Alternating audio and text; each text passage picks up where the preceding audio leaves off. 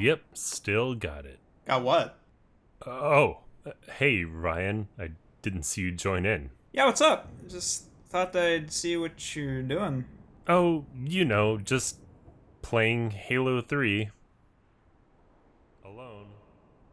Nice. So, what's up with you? Not much. I was just surprised you're still playing Halo right now, that's all. What do you mean? Well, I thought you'd be working on another Dark Souls video. Oh, well, I mean, that's... You know, because the algorithm picked up your video? Wait, what? Yeah, you know, your video's been appearing on people's homepage. It'd be really smart to do another video now to capitalize on that, because you keep the ball rolling and continually recommending your channel to people.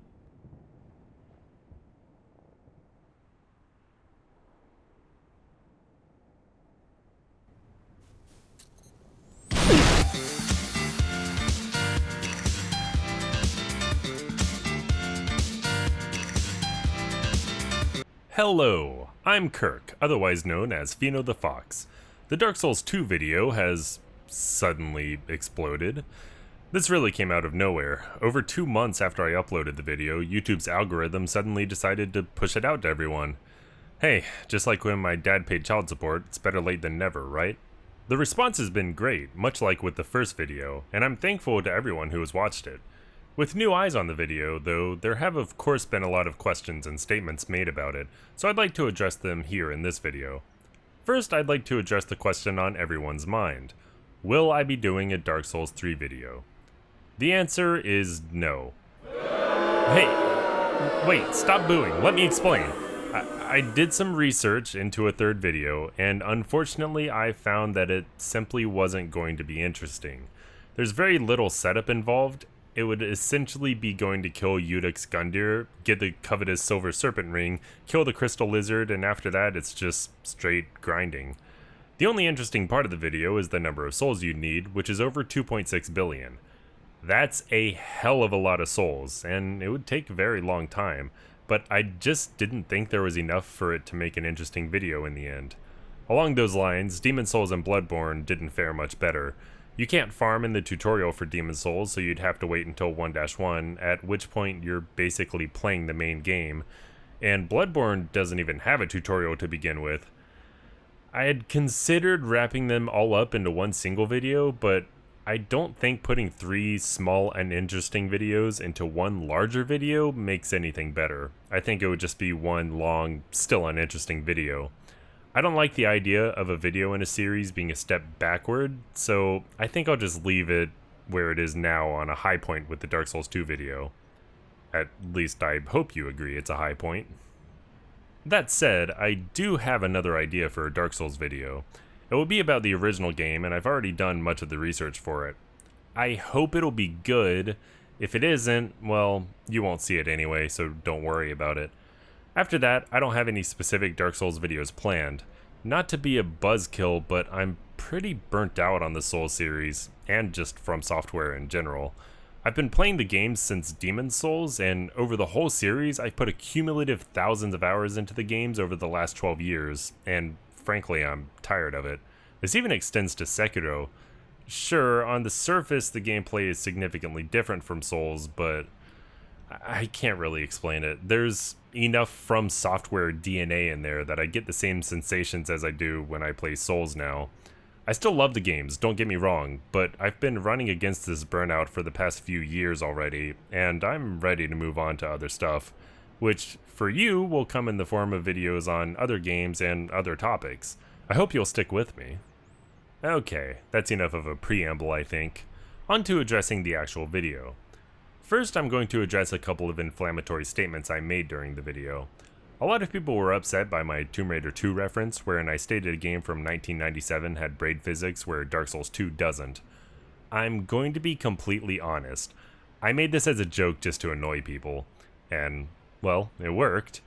See, the trick to getting audience engagement is to make them angry enough to write comments. This sort of reminds me of when one of the Call of Duty games was making a big deal about fish reacting to players' movements underwater, and people cut it to footage of fish doing the exact same thing in Super Mario 64, to the annoyance of COD fans. Along the same lines, I also made a joke when talking about Dark Souls 2 having enemies disappear after a certain number of kills, saying Dark Souls 2 is kind of unique and having giant bold letters saying bad flash for a second. This, again, was me messing around. While having to be in the company of champions to not have enemies despawn does annoy me, I don't actually think Dark Souls 2 is a bad game. I wouldn't have hundreds of hours in it if I had thought that. While I do think it's weaker than the original game, it's far from bad. I sort of feel like Dark Souls 2's biggest problem is that it's called Dark Souls 2. Imagine if this game were exactly the same, but called something else and by a different company. We'd probably say it's the best non-From Software Souls-like game ever made. But because it's a sequel to Dark Souls, it carries a lot of baggage to live up to its predecessor, which is where a lot of the derision for the game comes from. A lot of people love Dark Souls 2, and that's fine. I'm not here to tell you you shouldn't enjoy something. I enjoy it too. I'm just having some fun at the game's expense, that's all. Okay, moving on. Some people took issue with me taking so much stuff in Majula, so I'd like to defend myself on that. In my opinion, it has to be all or nothing. Otherwise, you start drawing what I consider to be arbitrary lines in the sand about what is acceptable and what isn't, which is going to vary from person to person. I'd have liked to not go to Majula at all, but again, we have to get the Company of Champions for the challenge to work in the first place. That being said, if we're able to go to Majula for that, I think we should be able to utilize all of Majula. This seems to be the most divisive aspect of the video. As I said, people will disagree on what should or shouldn't be allowed, but that's my take on it anyway. Hopefully that clears some things up.